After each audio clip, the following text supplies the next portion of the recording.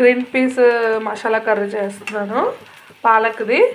So మనం first ఒక ఉల్లిపాయ, పెద్ద ఉల్లిపాయ చిన్న చిన్న ముక్కలుగా కోసుకొని వేసుకోవాలి. కొంచెం జీలకర్ర, ఒక 2 ఎండుమిరపకాయలు వేసుకొని బాగా ఫ్రై చేసుకోవాలి. ఫ్రై అయిన తర్వాత గోల్డెన్ కలర్ వచ్చిన తర్వాత అల్లం వెల్లుల్లి పేస్ట్ వేసుకోవాలి. మనం ఎప్పుడైనా సరే పన్నీర్ కర్రీకి ఆనియన్స్ అనేవి చాలా బాగా ఫ్రై అవ్వాలి, లేదంటే కర్రీ బాగోదు, మనకి తినడానికి కూడా టేస్ట్గా అనిపించదు.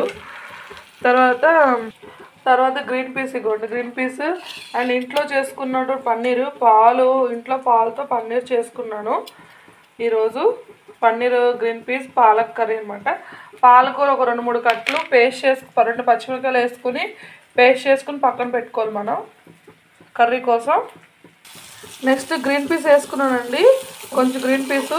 మనకి ఇవి పచ్చిగా దొరుకుతున్నాయి కదా ఇప్పుడు గ్రీన్ పీస్ ఫ్రెష్వి, అవి వేసుకున్నాను. అవి వేసుకుని కొంచెం లైట్గా ఫ్రై చేసుకోవాలి, మనం మంచిగా నీట్గా ఫ్రై చేసుకోవాలి. ఇప్పుడు పాలకూర ప్యూరీ చేసుకున్నాను కదండి, ఇందులో వేసేసుకున్నాము. ఇందులో కొంచెం సాల్ట్ వేసుకున్నానండి. ఇప్పుడు ఇది కొంచెం బాయిల్ అయింది కదా, చూడండి ఇలా వస్తుంది కదా. ఇప్పుడు ఇందులో ఏం వేయాలంటే, ఇదేమో గరం మసాలా, ధనియాల పౌడరు, కారము, జీలకర్ర పొడి, అంటే ఈ 4 వేయాలి. ధనియాల పొడి, జీలకర్ర పొడి, కారము, గరం మసాలా, ఈ 4 ఐటమ్స్ కూడా సాల్ట్ ఆల్రెడీ వేస్తాను కదా. ఇప్పుడు ఇవి అందులో వేసేసుకుందాం మనం. ఇగోండి 4 వేసేసాను. ఇప్పుడు ఫ్రై చేస్తున్నాను.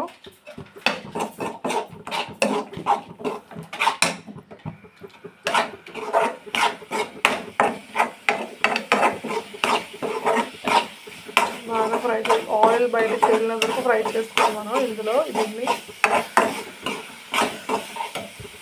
ఇప్పుడు పన్నీర్ ముక్కలు వేసేస్తున్నాను. పన్నీర్ ఫ్రై చేసుకోవాలి, డైరెక్ట్గా వేసేసుకోవచ్చు మనం పన్నీర్ని. ఇదిగోండి పన్నీర్ వేసేసాను, మంచిగా ఫ్రై చేసుకున్నాను. ఇప్పుడు లైట్గా స్లోగా చేసుకోవాలి, పన్నీర్ ఇరిపోకుండా.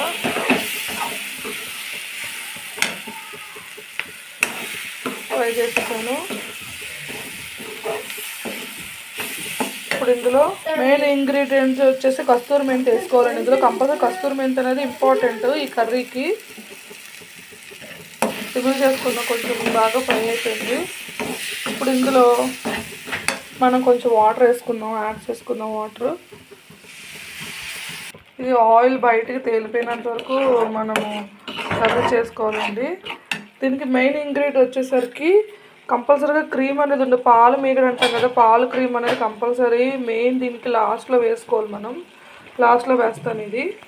ఇక చూడండి ఆయిల్ పైకి తేలుతుంది కదా, ఈ ఆయిల్ పైకి ఇలా తేలిన తర్వాత మనం కట్టేసుకోవాలి. దీని కాంబినేషన్ చూడండి నేను ఏం చేశాను. దీనికి కాంబినేషను పాలక్ పన్నీర్కి కాంబినేషను నేనేమొంచి ఈరోజు పాలకూర మిక్సీ చేసేసి గోధుమ పిండిలో కలిపి పాలకూర రొట్టి చేస్తున్నాం మా పిల్లల లంచ్ బాక్స్ కోసం. చాలా హెల్దీ అండి ఇలా చేసి పెట్టడం వల్ల. పాలకూర పిల్లలు ఇలా చేస్తే కలర్ఫుల్గా అనిపిస్తుంది, తినడానికి కూడా చాలా బాగుంటుంది. ఈరోజు మా పిల్లలకి లంచ్ బాక్స్ ఇలా ప్రిపేర్ చేశాను.